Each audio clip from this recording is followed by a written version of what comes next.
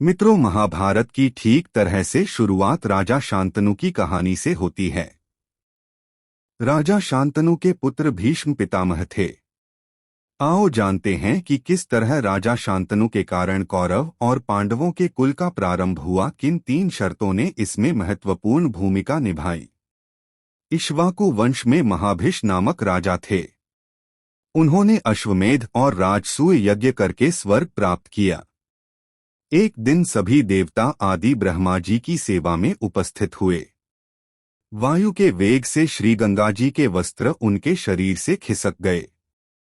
तब सभी ने आंखें नीची कर लीं, किंतु महाभिष उन्हें देखते रहे। तब ब्रह्मा जी ने उनसे कहा कि तुम मृत्युलोक जाओ। जिस गंगा को तुम देखते रहे हो वह तुम्हारा अप्रिय करेगी।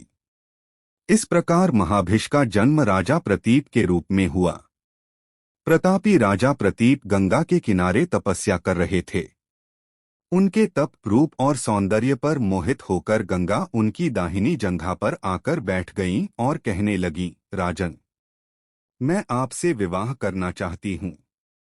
मैं जहनु ऋषि की पुत्री गंगा हूँ। इस पर राजा प्रतीप ने कहा, गंगे, तुम मेरी दाहिनी जंघा पर बैठी हो, जबकि पत्नी को तो वामांगी होना चाहिए। दाहिनी जंघा तो पुत्र का प्रतीक है, मैं तुम्हें अपने पुत्रवधू के रूप में स्वीकार कर सकता हूँ। यह सुनकर गंगा वहां से चली गईं। जब महाराज प्रतीप को पुत्र की प्राप्ति हुई तो उन्होंने उसका नाम शांतनु रखा। प्रतापी राजा प्रतीप के बाद उनके पुत्र शांतनु हस्तिनापुर के राजा हुए और इसी शांतनु से गंगा का विवाह हुआ।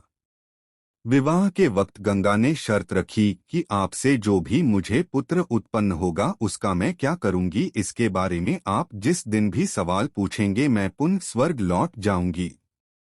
गंगा से उन्हें 8 पुत्र मिले, जिसमें से 7 को गंगा नदी में बहा दिया गया। तब तक राजा शांतनु ने यह नहीं पूछा कि आखिर तुम ऐसा क्यों कर रही हो, परंतु जब 8वें पुत्र का जन्म हुआ तो राजा से रहा नहीं गया। तो गंगा ने कहा कि शर्त के अनुसार मुझे अब स्वर्ग जाना होगा।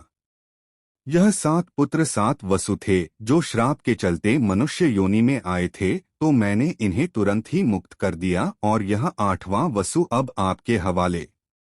शांतनु ने गंगा के 8वें पुत्र का नाम देवव्रत रखा। यह देवव्रत ही आगे चलकर भीष्म कहलाए। 8वें पुत्र को जन्म देकर गंगा स्वर्गलोक चली गई तो राजा शांतनु अकेले हो गए। एक दिन शांतनु यमुना के तट पर घूम रहे थे कि उन्हें नदी में नाव चलाते हुए एक सुंदर कन्या नजर आई। शांतनु उस कन्या पर मुग्ध हो गए। उन्होंने कन्या से उसका नाम पूछा तो उसने कहा, महाराजा, मेरा नाम सत्यवती है और मैं निषाद कन्या हूँ। शांतनु सत्यवती के प्रेम में रहने लगे। सत्यवती भी राजा से प्रेम करने लगी। एक दिन शांतनु ने सत्यवती के पिता के समक्ष सत्यवती से विवाह का प्रस्ताव रखा, लेकिन सत्यवती के पिता ने यह शर्त रखी कि मेरी पुत्री से उत्पन्न पुत्र ही हस्तिनापुर का युवराज होकर राजा होगा, तभी मैं अपनी कन्या का हाथ आपके हाथ में दूंगा। राजा इस प्रस्ताव को सुनकर अपने महल लौट आए और सत्यवती की याद में व्याकुल रहने लगे। जब यह बात गंगापुत्र भीष्म को पता चली तो उन्होंने अपने पिता की खुशी के खातिर आजीवन ब्रह्मचारी रहने की शपथ ली और सत्यवती का विवाह अपने पिता से करवा दिया। शांतनु और सत्यवती के 2 पुत्र हुए, चित्रांगद और विचित्रवीर्य 2 पुत्र हुए।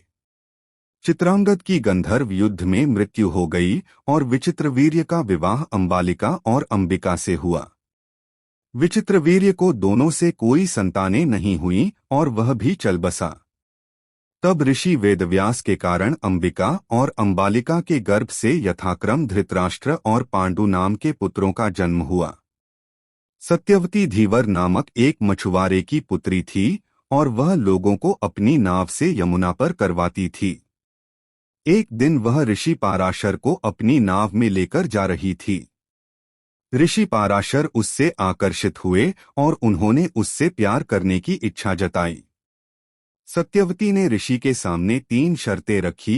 1. उन्हें ऐसा करते हुए कोई नहीं देखे। पाराशर ने एक कृत्रिम आवरण बना दिया। उसकी कौमार्यता प्रभावित नहीं होनी चाहिए, तो पराशर ने उसे आश्वासन दिया कि बच्चे के जन्म के बाद उसकी कौमार्यता पहले जैसी हो जाएगी।